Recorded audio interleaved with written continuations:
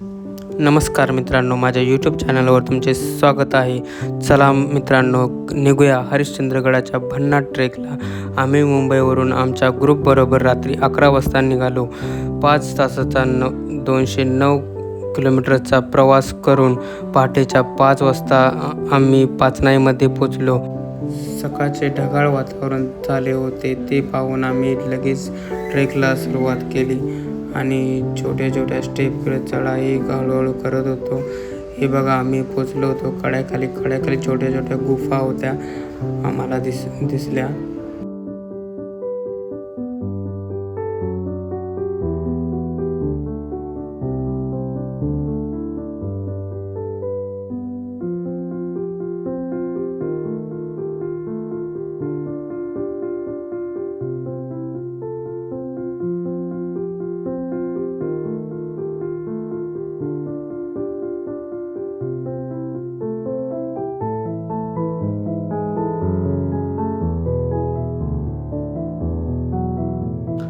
हा छोटासा टेकडीचा पॅच चढून आल्यानंतर हा सुंदर असा व्ह्यू आहे.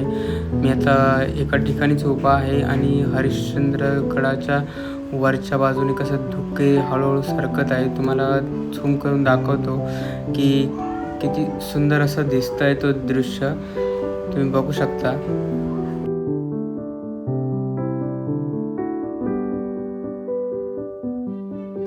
आम्ही आता कोकणकड्याला आलो आहे आणि खूप असं ना धुकं आहे. बघा, पूर्ण म्हणजे समोरचं काहीही दिसत नाही आहे. बघा,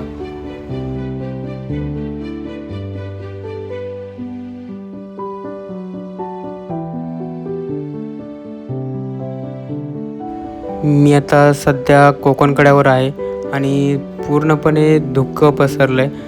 सर्वत्र काहीही दिसत नाही. जो व्ह्यू मला पाहायचा होता तो पाहायला नाही भेटला.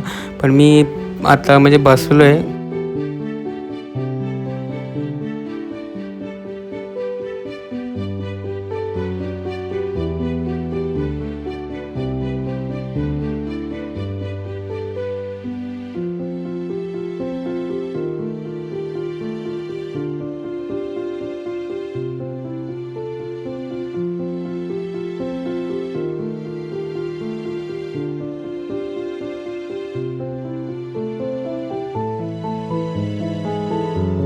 मी ज्याच्यासाठी थांबलो होतो ते दृश्य मला आता पाहायला मिळतंय आणि थोडं धुकं कमी झालं आहे. बघू शकता की झूम करून दाखवतो किती म्हणजे अजूनही धुकं हटलेलं नाही आहे.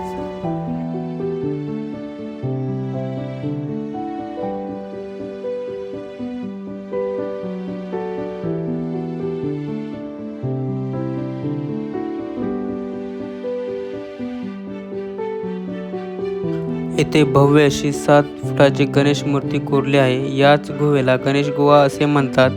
पूर्वीच्या काळी भक्तमंडळी व प्रवासी या केदारेश्वर मंदिराला भेट देण्यासाठी यायचे.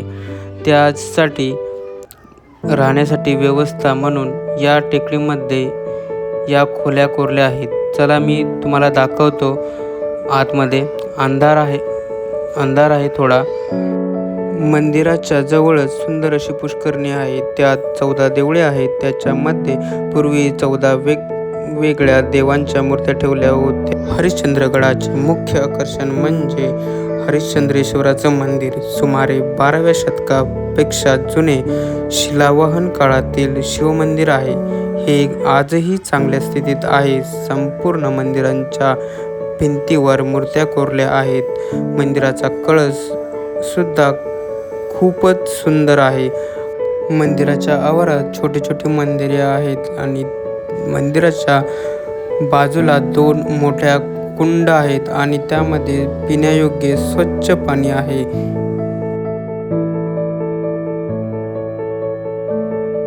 केदारेश्वराच्या गुफेमध्ये भव्य असे शिवलिंग आहे.